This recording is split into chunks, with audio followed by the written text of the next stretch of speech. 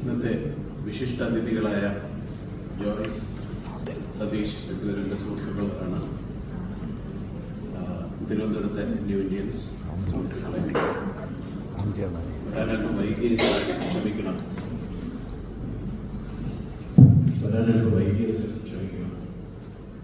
ഇവിടെ പാർക്കിംഗ് കിട്ടിയില്ല. എല്ലായിടും തപ്പി നോക്കി അവസാനം ആയുർവേദ കോളേജിൻ്റെ എതിർവശത്തുള്ള നല്ല വളരെ ഹെൽപ്ഫുള്ളായിട്ടൊരു പെൺകുട്ടി അവിടെ ഉണ്ടായിരുന്നു. അവർക്ക് 30 രൂപയിൽ കൊടുത്തിട്ട് വരികയാണ്. കഴിഞ്ഞ ആഴ്ച എറണാകുളത്ത് വെച്ച് വളരെ പ്രൗഢഗംഭീരമായിട്ടുള്ളൊരു സെൻഡ് ഓഫ് ഫംഗ്ഷൻ ഉണ്ടായിരുന്നു ജോയ്സിന് വേണ്ടി. അവിടെ അത് ജോയ്സ് എന്ന റീജിയൻ്റെ ഇൻചാർജായി എത്രയോ നാൾ ഭരിച്ച ജോയ്സിന് ന്യൂ ഇന്ത്യ മാനേജ്മെൻറ്റ്, CMD ഉൾപ്പെടെ ഉള്ള മാനേജ്മെൻറ്റ് നൽകുന്ന ഒരു ഫെയർവെൽ ഫംഗ്ഷനായിരുന്നു. ഇന്ന് ഇവിടെ ഞാൻ കാണുന്നത്, അന്നേരത്ത് സ്റ്റാൻലി പറഞ്ഞു നമ്മൾ അടുത്ത ആഴ്ച തിരുവനന്തപുരത്ത് നമ്മുടെ എല്ലാവരും കൂടി ചേർന്ന് നമ്മുടെ ജോയ്സിന് വേണ്ടി നമ്മളൊരു ചെറിയ ചടങ്ങ് വയ്ക്കുന്നുണ്ട്, അതിന് വരണം എന്ന് പറഞ്ഞു. അപ്പോൾ ഈ മാതിരി ഒരു ഫംഗ്ഷന് പ്രത്യേക ഫ്ലേവർ ഉണ്ട്. അത് വേറെയാണ്. ഇത് തിരുവനന്തപുരത്ത് ന്യൂ ഇന്ത്യക്കാരുടെ സ്വന്തം ജോയ്സിന് കൊടുക്കുന്ന ഫെയർവെൽ ആയതുകൊണ്ട് തീർച്ചയായിട്ടും വരണമെന്ന് ഞാൻ വിചാരിച്ചു. അന്ന് ഞാൻ അന്നത്തെ മീറ്റിംഗിൽ വെച്ച് പറഞ്ഞ കാര്യങ്ങൾ ഇനി വീണ്ടും പറയേണ്ട കാര്യമില്ലാന്ന് തോന്നുന്നു. നിങ്ങൾക്ക് പലർക്കും വരാൻ പറ്റാത്ത പലരുണ്ട്, സംസാരിക്കാൻ അവസരം കിട്ടാത്ത പലരുണ്ട്. നിങ്ങൾക്ക് എന്തെങ്കിലുമൊക്കെ പറയേണ്ട കാര്യങ്ങൾ പറയാനുള്ള ഒരു വേദിയാണത്. അപ്പം അന്ന് ഞാൻ പറഞ്ഞു ജോയ്സിനോട് ഒരു ചെറിയ അഡ്വൈസ് ആയിട്ട് കൊടുത്തു. എനിക്ക് വയസ്സുകാലത്ത് മറ്റുള്ളവർക്ക് അഡ്വൈസ് കൊടുക്കുന്ന ഇഷ്ടമില്ല. എന്നാലും വളരെ ഐഡിയലിരിക്കരുത്, എന്തെങ്കിലുമൊക്കെ ചെയ്യണം, എന്തെങ്കിലും ഒരു ഹോബിയോ അല്ലെങ്കിൽ വേറെ എന്തെങ്കിലും ഒരു ആക്ടിവിറ്റിയോ ചെയ്യണം എന്ന് പറഞ്ഞിരുന്നു. അത് തന്നെയാണ് ഞാൻ വീണ്ടും ആവർത്തിക്കുന്നത് ജോയ്സിനോട്. വെറുതെ ഇരിക്കാൻ പാടില്ല. അപ്പുറത്തിരിക്കുന്ന ആളുടെ ഹോബികളൊന്നും എല്ലാം ഷെയർ ചെയ്യേണ്ടത് സ്വന്തമായിട്ട് ചെയ്യണം. 2 ആഴ്ച മുമ്പ് ഞാൻ സതീഷിനോട് സംസാരിച്ച് പറഞ്ഞു, കാറെടുത്ത് എവിടെയെങ്കിലും ഇങ്ങനെ വെറുതെ പോവുക, കുറേ ദൂരം പോയി എവിടെയെങ്കിലും ഒക്കെ പോയി നിർത്തി ഒരു ചായ കുടിച്ച് വരിക, അങ്ങനെ പുതിയ സ്ഥലങ്ങൾ കണ്ടുപിടിക്കുന്നു. ഇതാണ് എൻ്റെ ഇപ്പോഴത്തെ ഹോബി എന്ന് സതീഷ് പറഞ്ഞു. അപ്പം ഞാൻ വയസ്സിനോട് പറഞ്ഞു, ഇതിന് ഹോബിയൊന്നുമല്ല, ഇത് സ്വഭാവമാണ്, ഇതല്ല ചെയ്യേണ്ടത്. എന്തെങ്കിലും ക്രിയേറ്റീവായിട്ടോ ഒരു നല്ലൊരു ഹോബിയായിട്ടോ.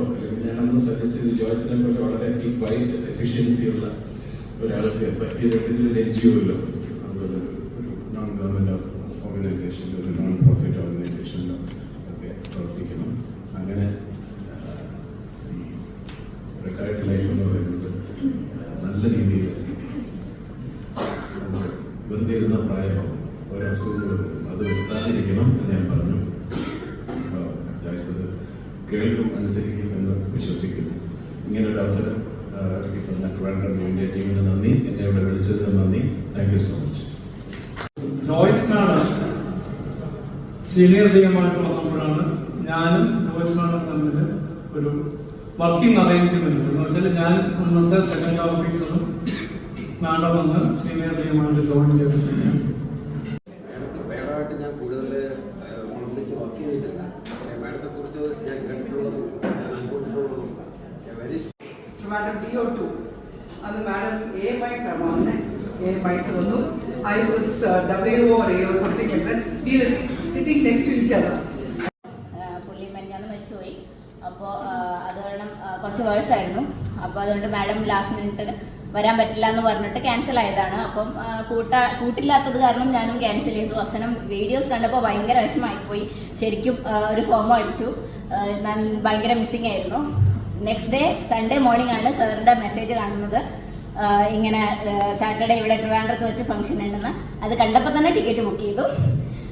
ശരിക്കും ഇറ്റ് വാസ് സെക്കൻഡ് ചാൻസ്. അതിന് പോകാൻ പറ്റാത്ത എല്ലാവർക്കും ഒരു സെക്കൻഡ് ചാൻസ് ആയിരുന്നു. താങ്ക് യു സർ ഈ ഒരു ഫംഗ്ഷൻ ഓർഗനൈസ് ചെയ്തതിന്.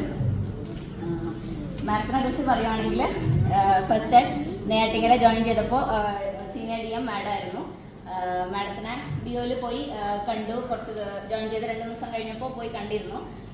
ദെൻ ആ സമയത്ത് ഉണ്ടായിരുന്ന ഒരു ഫീൽ ചെയ്ത ഒരു ഓറ എന്ന് പറയുന്നത് ശരിക്കും നമ്മൾ സ്കൂളിൽ പഠിക്കുമ്പോൾ പ്രിൻസിപ്പളിനെ കാണുമ്പോൾ ഉള്ളൊരു ഫീലിംഗ് ആയിരുന്നു.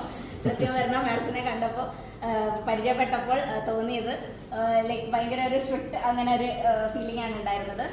ഫസ്റ്റ് ടൈം മാഡം ഓഫീസിൽ ഫോൺ വിളിച്ചിട്ട് ഞാനായിരുന്നു ഫോൺ എടുത്തപ്പോൾ എന്താ മാഡത്തിന്റെ സൗണ്ട് കേട്ടപ്പോൾ literally I stood up. Half respect കാരണം ഹാഫ് പേടി കാരണം ഐ സ്റ്റുഡ് അപ്പ്. അതായിരുന്നു മാഡത്തിന്റെ ആ ഒരു പവർ. ശരിക്കും she gives out that power. നമുക്ക് ആ ഒരു പവർ ഫീൽ ചെയ്യും ശരിക്കും. ഒരു സൂപ്പർ ലേഡി, ഒരു അയൺ ലേഡി ഫീലിംഗ് ആയിരുന്നു. ടുമോറോ ബീയിങ് വിമൻസ് ഡേ നമുക്ക് ശരിക്കും to be proud of like മാഡത്തിനെ പോലെ ഒരു സ്ട്രോങ് ലേഡിയുടെ കീഴിൽ വർക്ക് ചെയ്യാൻ പറ്റിയില്ല. I really proud. പിന്നെ മാഡത്തിന് റിട്ടയർഡ് ലൈഫിൽ all health and all wishes madam. Thank you. ഏറ്റവും പ്രധാനം എന്ന് പറഞ്ഞാൽ bold and quick decision making. That is കാരണം ഒത്തിരിയും പേരുമായിട്ട് വർക്ക് ചെയ്തിട്ടുണ്ട്. ബോൾഡാണ് ഇനി വട്ടവർ. പക്ഷേ എൻ്റെ അനുഭവത്തിൽ എന്ന് വെച്ചാൽ ക്ലെയിംസിലൊക്കെ വർക്ക് ചെയ്യുന്ന സമയത്ത് ഒരു പ്രാവശ്യം പോലും ഒരു പ്രശ്നം ഉണ്ടായി അത് കൊടുക്കണ്ട എന്ന് പറഞ്ഞിട്ടില്ല.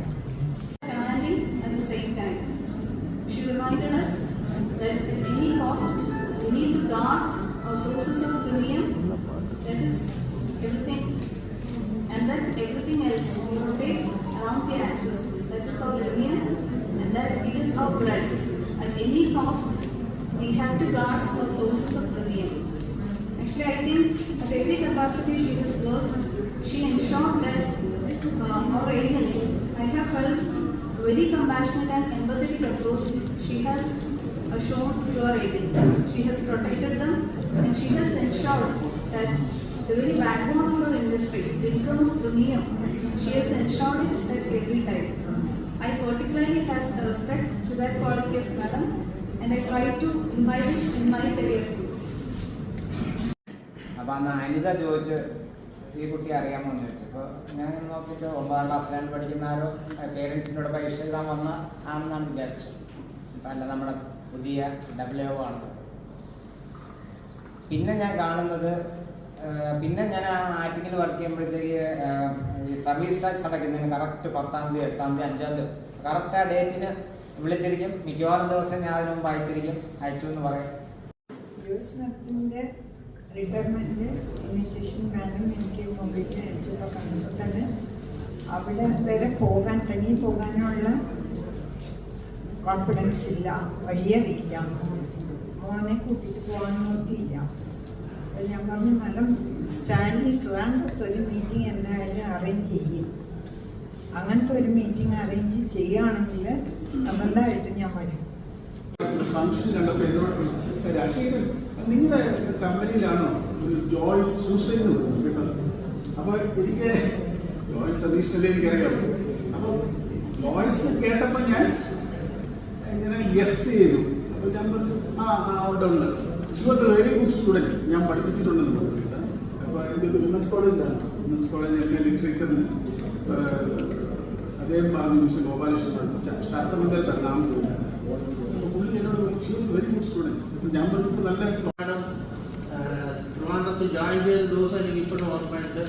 അന്ന് നമ്മളൊക്കെ ട്രിവാൻഡ്രം DO 1-ലായിരുന്നു. ഞാൻ രേണുകാമാരാജ് ഉണ്ടായിരുന്നു. അപ്പം അന്ന് KM പിള്ള സാറായിരുന്നു അവിടുത്തെ അഡ്മിഷൻ മാനേജർ. സാറ് മാഡത്തിനെ കൊണ്ട് ഓരോ ടേബിളിലും വന്ന് എല്ലാ സ്റ്റാഫിനെയും പരിചയപ്പെടുത്തി കൊടുത്തതെനിക്ക് ഞാനിപ്പോഴും ഓർക്കുന്നുണ്ട്. പിന്നെ മാഡം ഈ ബ്രാഞ്ച് കൊണ്ടിലോട്ടാണ് പോയത്. ഭയങ്കര കാലവർഷമാണ്. അവിടെ ചെന്ന ഭാഗത്തൊന്നും മിണ്ടരുത്, എനിക്കാണെങ്കിലും ഇവിടേക്ക് അറിയത്തില്ല. അപ്പം അതുകൊണ്ട് വളരെ സൂക്ഷിക്കണം എന്ന് പറഞ്ഞാൽ ഇങ്ങോട്ട് വിട്ടത്. ഇവിടെ വരുമ്പോൾ ഞാൻ നേരെ കയറി വരുമ്പോൾ തന്നെ ഓഫീസർ സീറ്റിൽ ഒരു ഏഞ്ചൽ പോലെ വൈറ്റ് ആൻഡ് വെൽറ്റ് സീറ്റിൽ ജോയിസ് ഇരിക്കുകയാണ്. ഇവരൊക്കെയാണ് പാര വയ്ക്കുന്നവർ. നമുക്കൊന്നും അറിഞ്ഞൂടാ, ഇവരെക്കുറിച്ചൊന്നും ഒന്നും അറിഞ്ഞൂടാ. ഞാൻ പേടിച്ചാണ് അങ്ങോട്ട് വന്നത്. പക്ഷെ ഒരിക്കലും എനിക്ക് ട്രിവാൻഡ്രത്തിനെ കുറിച്ച് അങ്ങനെ ചിന്തിക്കാനേ പറ്റിയിട്ടില്ല. അങ്ങനെ സർവീസിൽ നിന്നും വിരമിച്ച് പരേതനായ KM പിള്ള സാർ, അദ്ദേഹത്തിൻ്റെ മിസ്സസും രണ്ടാമത്തെ മകളും നമ്മുടെ ഫാമിലി മെഡിക്ലെയിമിൽ മെമ്പറായിരുന്നു. ബഹുമാനപ്പെട്ട രാജശേഖര സാറാണ്. തീർച്ചയായും ഈ ഒരു നമ്മുടെ ന്യൂ ഇന്ത്യയുടെ ഏത് ഗെറ്റ് ടുഗദറിനും ആദ്യം എത്തും അതിന് നിറഞ്ഞു ചിരിക്കാൻ മൗനമായിരിക്കും മിക്കവാറും, ഒന്നും അധികം സംസാരിക്കാറില്ല. പക്ഷെ എന്നാൽ ആ നിറസാന്നിധ്യം നമുക്ക് ഹൃദയത്തിൽ ഭയങ്കര ഓളം ഉണ്ടാക്കുന്ന ഒരു വ്യക്തിയായിരുന്നു അദ്ദേഹം. അദ്ദേഹം അരിയുണ്ട്, അതിനാണ് എല്ലാ ഓഫീസുകളും സന്ദർശിക്കുകയും അപ്പോൾ എല്ലാവർക്കും ഒരു പോസിറ്റീവ് റെസ്പോൺസാണ് ഞങ്ങൾക്ക് ലഭിച്ചത്. തീർച്ചയായിട്ടും അങ്ങയുടെ ഈ ഒരു വ്യത്യസ്തമാണ് അല്ലെങ്കിൽ ഒരു ആർക്കും അനുകരിക്കാൻ പറ്റാത്ത രീതിയിലുള്ള ആ ഒരു സേവനം എന്ന് പറയുന്നത് അത് അവിനീയമാണ്. ഞാനിവിടെ കോമയിലായിരുന്നു. 5 വർഷത്തിന് ശേഷം എറണാകുളത്തിൽ തിരിച്ചു വന്നപ്പോൾ മാഡം വേറെ ഡിഒയിലെ എക്സാമിലായിരുന്നു. 6 വെച്ച് പല മീറ്റിങ്ങുകളിലും ഞങ്ങൾ ഇന്ററാക്ട് ചെയ്തിട്ടുണ്ട്. എറണാകുളത്തെ റിട്ടയർമെന്റ് ഫിക്സ് ചെയ്തപ്പോൾ തന്നെ ഞാൻ ആദ്യം ടിക്കറ്റ് എടുത്തു. കാരണം ആര് ഗ്രൂപ്പ് പോവോ ഇല്ലയോ, എനിക്ക് പോകണമെന്നുണ്ടായിരുന്നു. കാര്യം ഞാനിതുപോലെ പല പേഴ്സണൽ കാര്യങ്ങളും മാഡത്തിനടുത്ത് പറഞ്ഞിട്ടുണ്ട്, അത് ചെയ്തു തന്നിട്ടുണ്ട്. ഉണ്ടായിരുന്നെങ്കിൽ കൂടിയും എനിക്ക് ഈ നാൾ വരെയും മാഡം എൻ്റെ റോൾ മോഡൽ തന്നെയാണ്. മാഡത്തിൻ്റെ ആ ഒരു നേതൃത്വ പാഠവും കാര്യങ്ങൾ സസൂക്ഷ്മം നിരീക്ഷിച്ച് ഒരു ഡിസിഷൻ എടുക്കാനുള്ള മാഡത്തിൻ്റെ ആ കഴിവിൽ ഞാൻ എപ്പോഴും അഭിമാനം കൊണ്ടിട്ടുണ്ട്. ശരിക്കും നമ്മുടെ ന്യൂ ഇന്ത്യയുടെ മാത്രമല്ല നമ്മുടെ റീജിയൻ്റെ തന്നെ ഒരു അഭിമാനമായിരുന്നു. പക്ഷെ എല്ലാവരുടെ വയറും അതനുസരിക്കില്ല. അതുകൊണ്ട് 2-3 വാക്കുകൾ പറഞ്ഞു നിർത്താം. എടുത്തു പറയാവുന്ന കാര്യം, ട്രാൻസ്ഫർ സമയത്ത് കോയമ്പത്തൂരിൽ നിന്ന് എനിക്ക് അത്യാവശ്യം ട്രാൻസ്ഫർ വേണമായിരുന്നു ട്രിവാൻഡ്രത്തേക്ക് വരാനായിട്ട്. പലരും ശ്രമിച്ചുകൊണ്ടിരിക്കുകയാണ്, പല യൂണിറ്റ് വഴി PVKS വഴിയൊക്കെ ശ്രമിച്ചുകൊണ്ടിരിക്കുകയാണ്.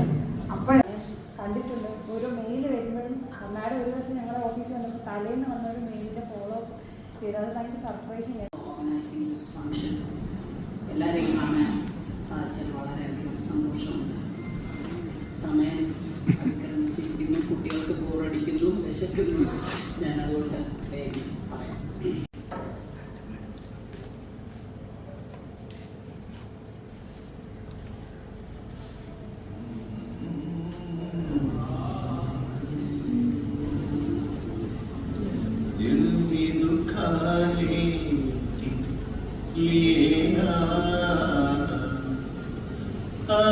फिर से मुझे छोड़ के जाने के लिए रंजिशी सही. मेहदी हसन साहब बेटे से मराजिम सही, फिर भी कभी तो पहले से मराजिम न सही, फिर भी कभी तो रस्मों रहे दुनिया निभाने के लिए रंजिशी सही, दिल ही दुखाने के लिए फिर से मुझे छोड़ के जाने के लिए रंजिशी सही. പറഞ്ഞതുപോലെ തന്നെ ശരിക്കും നമ്മുടെ ജീവിതത്തിൽ ന്യൂ ഇന്ത്യ നടത്തിയ ഏറ്റവും വലിയൊരു സെന്റ് ഓഫ് എന്നല്ല ഒരു ഫംഗ്ഷൻ തന്നെയായിരുന്നു അന്ന് എറണാകുളത്ത് നടന്നത്. ശരി.